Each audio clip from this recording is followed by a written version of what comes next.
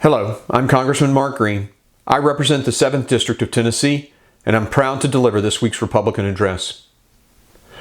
President Biden's catastrophic withdrawal from Afghanistan is a disgrace that has now resulted in the tragic loss of American lives.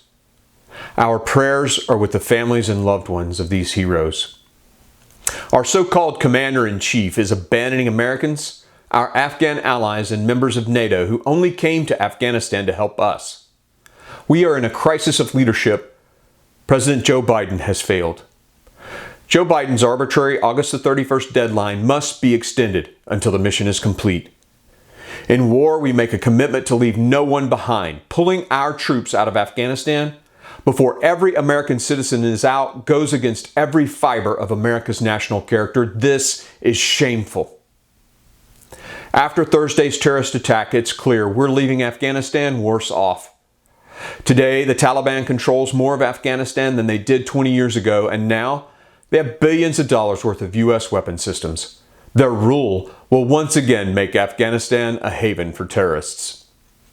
I served in the 160th Special Operations Aviation Regiment as a flight surgeon. I deployed to Afghanistan and witnessed the bravery of the Afghan security forces, so many of whom gave their lives fighting for a free Afghanistan.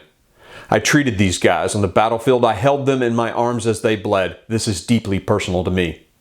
I am utterly disgusted that President Joe Biden would blame these brave warriors for the Taliban takeover in Afghanistan, rather than his botched withdrawal.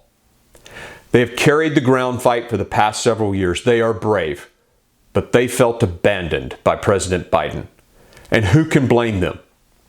When I heard that the Biden administration had abandoned Bagram Airfield in the middle of the night without telling our Afghan allies, I was shocked.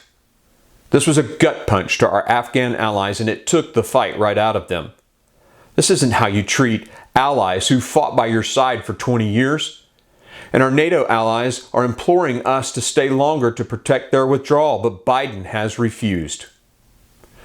I've seen my brothers and sisters in arms laying in flag-draped coffins. They sacrificed their lives in Afghanistan to protect Americans here at home. Now the Biden administration's bad planning is putting more of our men and women in uniform at risk. And his decision to leave Americans behind to satisfy the Taliban's red line is weak and feckless. This lack of leadership is despicable and will only embolden our enemies.